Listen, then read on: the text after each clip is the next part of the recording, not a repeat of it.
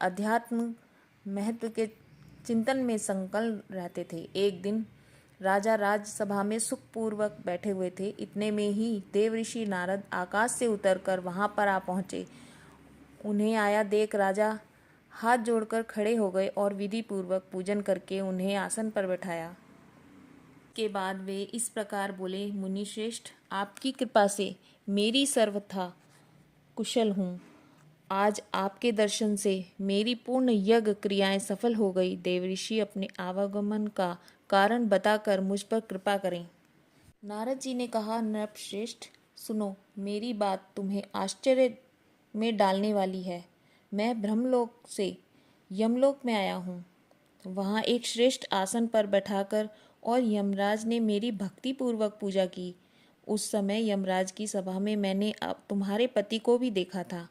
वे व्रत भंग के दोष से वहां आए थे। राजन, उन्होंने तुमसे कहने के लिए एक संदेश दिया है, उसे सुनो। उन्होंने कहा, बेटा, मुझे इंद्रा के व्रत का पुण्य देकर स्वर्ग में भेजो। उनका यह संदेश लेकर तुम्हारे पास आया हूँ। राजन, अपने पिता को स्वर्गलोक की प्राप्ति कराने के लिए इंद्रा एकादशी का व्रत करो। राजा ने पूछा, कृपा करके इंद्रा का व्रत बताइए। किस पक्ष में, किस तिथि को और किसी विधि से उसका व्रत करना चाहिए। राजेंद्र, सुनो, मैं तुम्हें इस सर्वथा कुशल व्रत की शुभ कारक विधि बताता हूँ। अश्विन मास के कृष्ण पक्ष में 10वीं के उत्तम दिन को श्रद्धायुक्त चित्त से प्रातःकाल स्नान करें। फिर मध्यकाल में स्नान कर एकाग्रचित्त होकर एक समय भोजन करें तथा रात्रि में भूमि पर सोएं। रात्रि के अंत में निर्मल प्रभात होने पर एकादशी के दिन दातुन करके मुंह धोएं। इसके बाद भक्ति भाव से मंत्र पढ़ते हुए उपवास का नियम ग्रहण करें।